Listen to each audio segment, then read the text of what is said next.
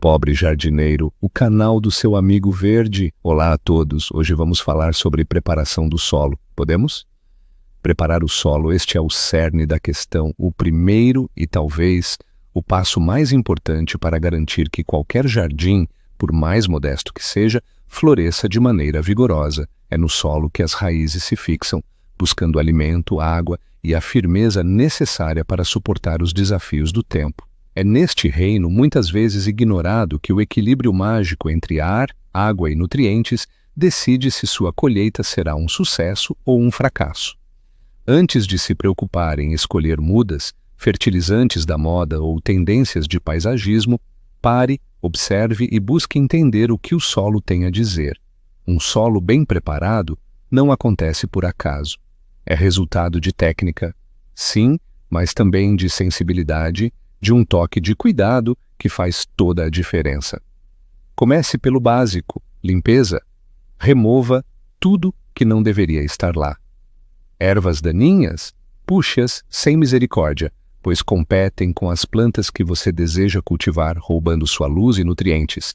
Pedras, galhos, entulho de construção, lixo, desfaça-se deles. Esses intrusos dificultam o crescimento das raízes, prejudicam a drenagem e podem até alterar o pH do solo, tornando-o inadequado para o plantio.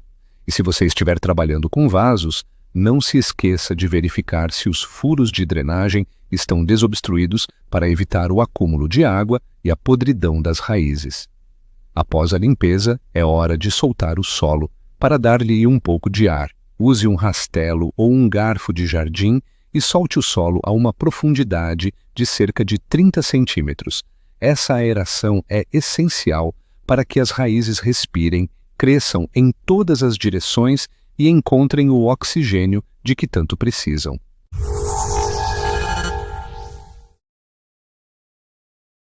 O próximo passo é corrigir a estrutura do solo, transformando-o em um ambiente equilibrado e fértil. O solo ideal, o tal do solo franco, é uma mistura perfeita de areia, silt e argila, garantindo, ao mesmo tempo, boa drenagem, retenção de nutrientes e uma textura agradável. Mas a verdade é que raramente encontramos esse solo dos sonhos na natureza. Por isso, a adição de matéria orgânica é tão importante.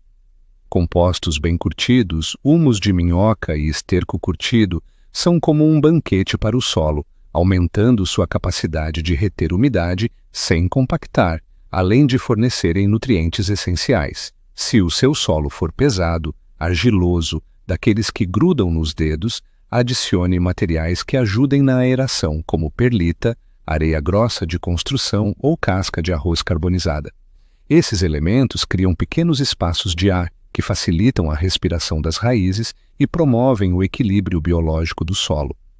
Com a estrutura corrigida, é hora de alimentar as plantas. A adubação de base, feita antes do plantio, garante que as mudas encontrem nutrientes disponíveis desde os primeiros momentos de vida.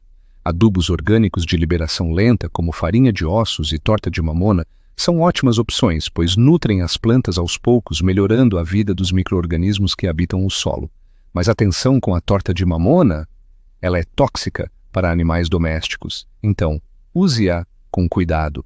Se o seu solo for muito pobre, você pode usar um adubo mineral balanceado, como o NPK 10-10-10, mas sempre em pequenas doses e seguindo as instruções do fabricante, para não correr o risco de queimar as raízes.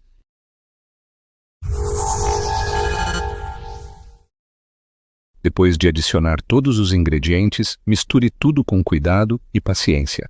É fundamental que os nutrientes e os agentes de aeração se espalhem por toda a profundidade do solo.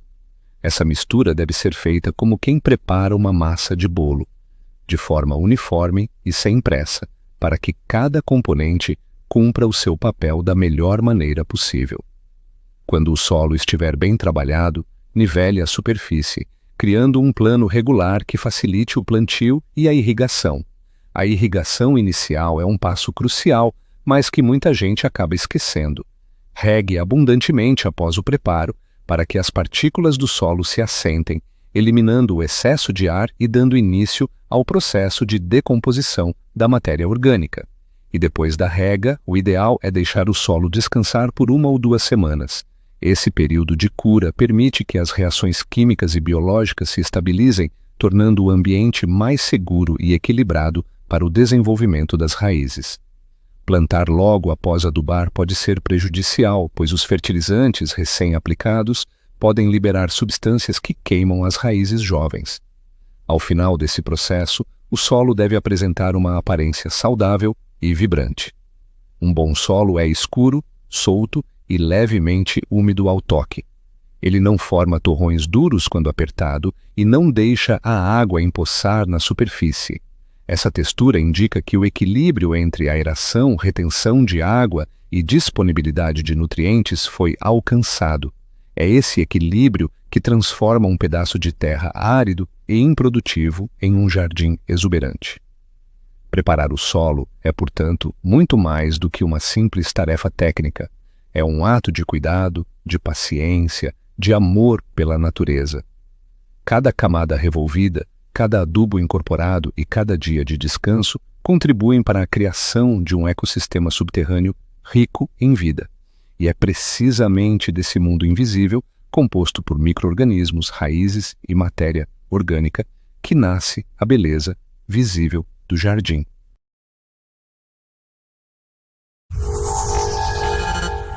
Era uma vez um jardineiro que possuía 2 mãos. Uma era hábil em podar e moldar as plantas, a outra em preparar a terra. Orgulhoso de sua destreza com as tesouras, o jardineiro dedicava todo o seu tempo e energia a aprimorar a forma das folhagens, a criar esculturas verdes que deslumbravam os visitantes. A terra, porém, era negligenciada. Para que tanto cuidado com o que não se vê, pensava ele. O importante é a beleza que se revela aos olhos. Um dia, uma forte tempestade castigou a região. As esculturas verdes, desprovidas de raízes fortes, tombaram, revelando a fragilidade de sua beleza superficial. O jardineiro, então, compreendeu a importância da mão que preparava a terra, da base sólida que sustenta toda a forma de vida. E aí, companheiros da enxada, chegamos ao fim da nossa jornada pelo mundo do solo. Espero que essas dicas tenham aberto seus olhos e despertado a paixão pela terra que pulsa sob nossos pés. Lembrem-se, o solo é a base de tudo, é o alicerce do jardim, é a fonte da vida. Cuidem dele com carinho, com respeito, com a sabedoria que a natureza nos ensina. Não tenham medo de sujar as mãos, de sentir a textura da terra, de observar os sinais que ela nos dá. Afinal, como diz o ditado, quem ama a terra, colhe o que planta. Agora peguem suas ferramentas, preparem seus solos e transformem seus jardins em oásis de beleza e de vida. E não se esqueçam de compartilhar seus resultados nas redes sociais com a hashtag #PobreJardineiro. Queremos ver a mágica que vocês são capazes de criar? Um abraço apertado do pobre jardineiro e até a próxima aventura.